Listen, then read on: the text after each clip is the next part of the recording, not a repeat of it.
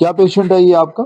Sir patient की history है 1 month ago इनको कोरोसिव इनटेक की हिस्ट्री है, acid intake corrosive acid intake acid की इनटेक हिस्ट्री है और उसके बाद से इनको वॉमिटिंग हो रही है और अच्छा। सर फ्लूइड्स इनटेक पे भी स्वेयर एपिगैस्ट्रिक पेन होता क्या क्या केमिकल डिरेंजमेंट होती हैं एसिड इंटेक के पेशेंट में?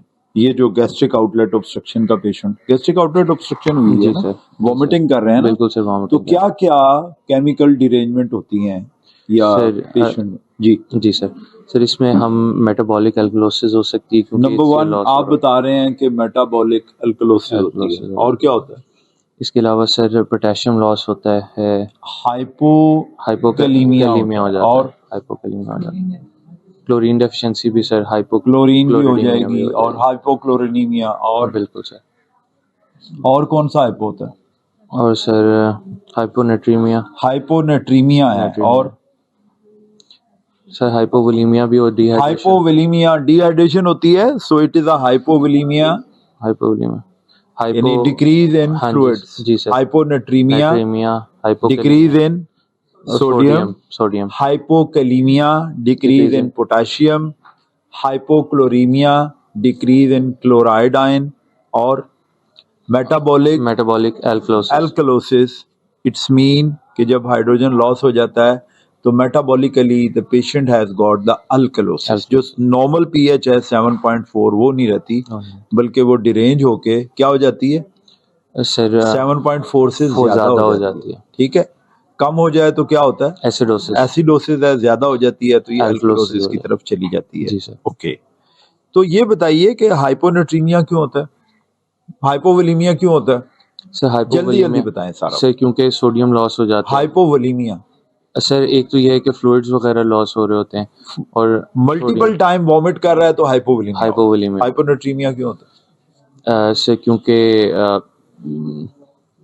सर बेसिकली सर HCl हमारे पास क्लोराइड लॉस होता है तो सोडियम लॉस हो रहा है, जो सोडियम मौजूद है इसके गैस्ट्रिक कंटेंट के अंदर वो लॉस हो रहा है तो हाइपोनेट्रीमिया। और ये जो हाइपोकैलीमिया क्यों होता है? सर क्योंकि सर बेसिकली जब थोड़ा सा घुमाने वाला मैं सर बताता हूँ। हाँ बताइए। सर बेसिकली इसके दो मैकेनिज्म्स हैं। हाँ। सर एक तो ये होता है कि किडनी लेवल पे जब हमारे पास प्रोटॉन यानी हाइड्रोजन आइंस कम होते हैं तो सर हमारा सर उसको कंजर्व करने के लिए ना सोडियम प्रोटॉन और पोटेशियम एक्सचेंजर होता है। वो सर क्या करता है कि हमारे पास जो हाइड्रोजन आयन है, ज्यादा आगे चले गए, थोड़ा करीब रहो। सर हाइड्रोजन आयन को कंजर्व करता है और पोटेशियम लॉस। सबसे पहले आप बताएं, सोडियम पोटेशियम एटीपीएस पंप होता है। जी सर बिल्कुल। ठीक है, बिल्कुल। जब सोडियम इधर कम हो गया तो बॉडी क्या करती है? सोडियम को कंजर्व करती है और पोटेशियम को लॉस करती है। ठीक है, पोटेशियम लॉस हो रहा है और सोडियम कंजर्व हो रहा है, दैट्स व्हाई हाइपोकैलीमिया हो जाता है। बिल्कुल सर। अब आप बताइए, अब आप क्या बताना चाह रहे हैं? जी सर एक तो मैकेनिज्म ये होता है कि जब हमारे पास पीएच इंक्रीज जाता है यानी कि हाइड्रोजन आयन कम हो गए।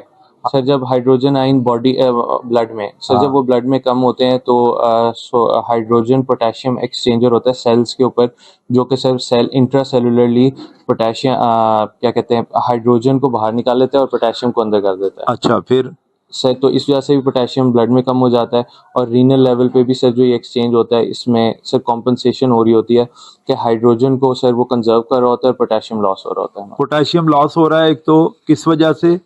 एक तो लॉस हो रहा है सोडियम की वजह से, दूसरा किस वजह से लॉस होता है? सर दूसरा क्योंकि पीएच इंक्रीज हो गई है तो हम हाइड्रोजन आयन जब लॉस होता है, और बॉडी का एक रूल ये है कि हाइड्रोजन जब भी निकलेगा साथ पोटेशियम को लेके निकलता है, तो यूरिन कैसा हो जाएगा? Acid urea. तो पहले शुरू में कैसा होता है? अल्कलाइन। पहले तो एसिड यूरिया हो जाता है। क्या वजह? वजह ये है कि अच्छा, फिर अब इसका इलाज कैसे करते हैं? सर इसका सर हम मतलब इस डिरेंजमेंट का इलाज क्या है? एक इलाज तो ये है ना कि ऑपरेट कर दें, और क्या इलाज है? क्या फ्लूइड दें? सर हम सर रिंगर लैक्टेट नहीं, normal saline. Why you give normal saline to the patient? Normal saline देने से क्या होगा? क्या क्या चीजें कंजर्व होंगी? सोडियम रिप्लेनिश हो जाएगा। नंबर 1, जो सोडियम की कमी है वो पूरी हो जाएगी और फ्लूइड की कमी, क्लोराइड की कमी, फ्लूइड की कमी भी पूरी हो जाएगी। क्लोराइड की कमी भी पूरी होगी क्योंकि आपने बाहर से दे दिया। और जी कौन सर। सी कमी पूरी होगी?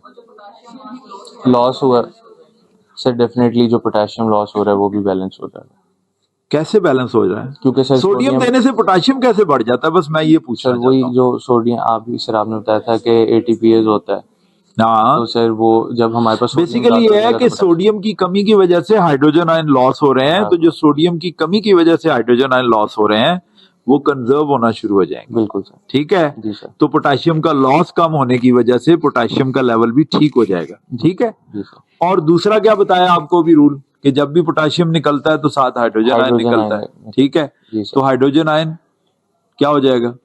सर वो कॉम्पनसेट हो जाएगा क्योंकि वो कंजर्व होना शुरू हो conserve होना जाएगा, शुरू हो जाएगा। और ये जो एसिडोसिस, ये जो अल्कलोसिस है, ये भी बेहतर हो जाएगा बेहतर उससे। बेहतर हो सो सिंपल नॉर्मल सलाइन देने से हाइपोवोलीमिया ठीक हो गया, हाइपोक्लोरीमिया ठीक हो गया, हाइपोनेट्रीमिया ठीक हो गया, हाइपोकैलीमिया कैलीमिया ठीक भी हो ठीक गया, हो और अल्कलोसिस भी ठीक हो अल्कलोसिस भी गया। ठीक तो हो इस पेशेंट को जब तक हम ऑपरेट नहीं कर पा रहे तब जी तक सर। नॉर्मल सलाइन जरूर दें, बाकी जी चीजें सर। भी देनी है, जी सर। लेकिन नॉर्मल सलाइन जरूर देना। Thank you right very sir, much, thank you बहुत सर, शुक्रिया आपका। Thank you sir.